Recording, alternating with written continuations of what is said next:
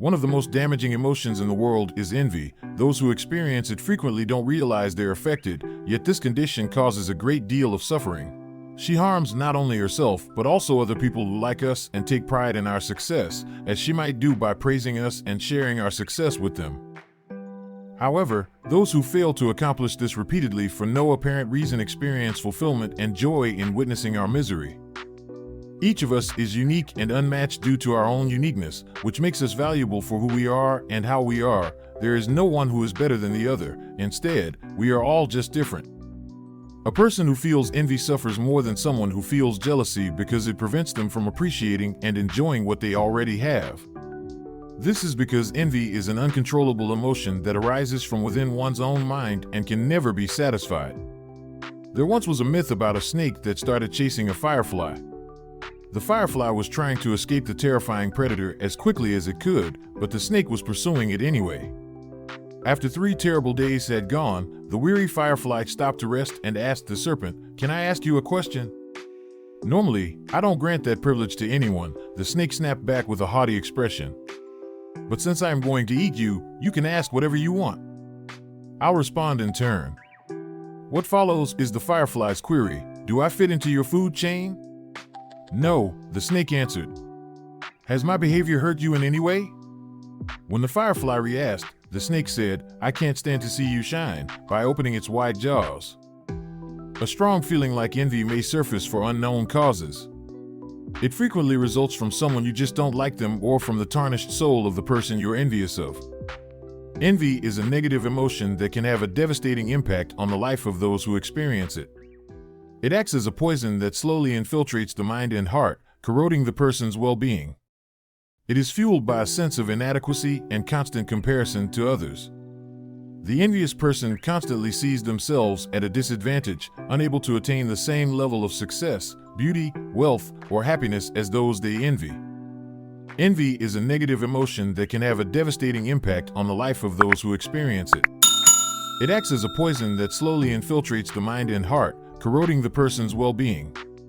It is fueled by a sense of inadequacy and constant comparison to others. The envious person constantly sees themselves at a disadvantage, unable to attain the same level of success, beauty, wealth, or happiness as those they envy. Greed, although it may initially appear attractive, has devastating effects on a person's life. It undermines emotional well-being, damages relationships, fuels social inequality, and depletes the spiritual dimension.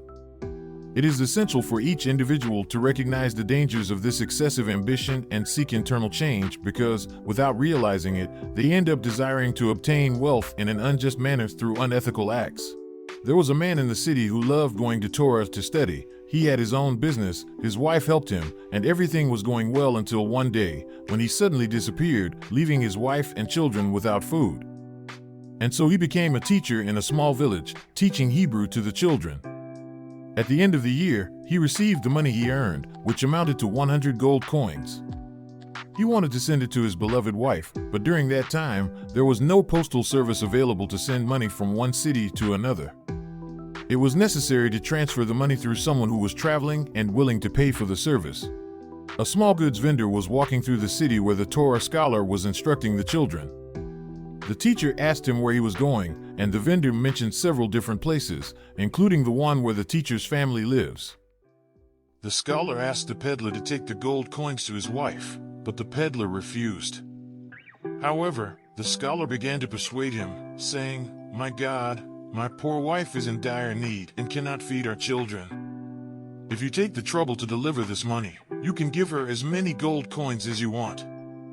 The greedy peddler agreed, believing that he could deceive the Torah scholar. "All right," he said, "but on the condition that you write a letter to your wife in your own handwriting, stating that I can give her as many gold coins as I want." The poor scholar had no other choice and wrote the following letter to his wife. "I am sending this to you without any gold coins, with the condition that this peddler of small goods gives you as many as he wants." Upon arriving in the city, the peddler called the scholar's wife, handed her the letter, and said, "Here is a letter from your husband, and here is the money from our agreement. I must give you as many coins as you desire."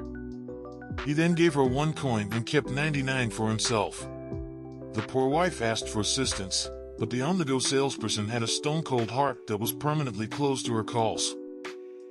And he kept saying that her husband had agreed to that condition, thus he had full authority to grant him everything he desired. The merchant was carried by the professor's wife to the city's main intersection. Recognized for his intelligence and wisdom, the rabbi carefully observed the two sides and began to persuade the ambulatory vendor to act in accordance with the law, but he didn't want to know anything about it. After some thought, the rabbi showed me the letter, he said.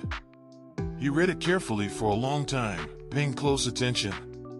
Then, he asked the street vendor, "How much of this money do you want to give me?" To which the prosperous street vendor replied, "I've already said that." 99 coins. The rabbi stood up and said, "If that's the case, then you should give those to that woman in accordance with the agreement and carry only $1 in case the law demands it." "Justice," yelled the roving vendor. "To be fair," the rabbi said, "to fulfill the agreement, here it is written clearly. Dear wife, the peddler will give you as many coins from this money as you desire." "How many do you want?" 99 coins. "Therefore, return the coins that he gave you." Montesquieu once said, "When virtue is lost, ambition takes hold of those capable of it, and greed captures everyone without exception." The Apostle Paul once wrote, "For the love of money is a root of all kinds of evil." Gossip, a common phenomenon in many societies, may seem harmless at first glance. However, behind casual conversations and the dissemination of information about others, lies a practice that can have profound and detrimental consequences for the individuals involved. Gossip is a human behavior that involves the transmission of rumors. Rumors and unverified information about others, although they may seem like a trivial and even fun activity, their negative impact is often underestimated. The main way gossip harms people is through the destruction of reputations. By spreading inaccurate or harmful information about someone, gossip can tarnish a person's image and affect their personal and professional life. The power of words should not be underestimated, as they can have devastating consequences for the victim. Furthermore, gossip also affects the gossiper themselves. Those who engage in this behavior often become known as spreaders of unreliable information, which damages their credibility and personal reputation. Additionally, the habit of gossiping can indicate a lack of empathy and respect for others, reflecting a negative and selfish worldview. Those who indulge in gossip end up creating a culture of slander and dissatisfaction around them, negatively impacting their own happiness and well-being. In a small village, there was a gossip named Rodrigo who loved spreading stories about others, even without knowing if they were true or not. His sharp tongue caused hurt and discord among the people. One day, a wise traveler passed through the village and heard of Rodrigo's actions. He decided to teach the gossip a lesson and called Rodrigo for a conversation. The wise traveler said, "Rodrigo, I will give you a special task. Take this pillow filled with feathers and go through the entire village. When you're done, I will reward you." Curious, Rodrigo accepted the task without understanding its purpose. He followed the instructions and scattered the feathers throughout the village, leaving a trail of white plumage wherever he went. At the end of the day, he returned to the wise traveler. The wise traveler then asked Rodrigo to collect all the feathers he had scattered. Realizing the difficulty of the task, Rodrigo started picking up the feathers one by one. However, the wind blew, causing the feathers to fly and scatter even more. Exhausted and frustrated, Rodrigo returned to the wise traveler and said, "Master, it's impossible to gather all the feathers I scattered. The wind carries them away, and they get lost." The wise traveler smiled and said, "Just like the feathers, the words you spread are also difficult to retrieve. They quickly spread and cause irreparable damage. Remember this whenever you feel the urge to gossip." The moral of the story is that our words have a profound impact on others' lives. We must be careful when speaking about others because we cannot undo the damage our words can cause. Choosing to be kind and truthful in our interactions is essential for cultivating healthy relationships and a harmonious community.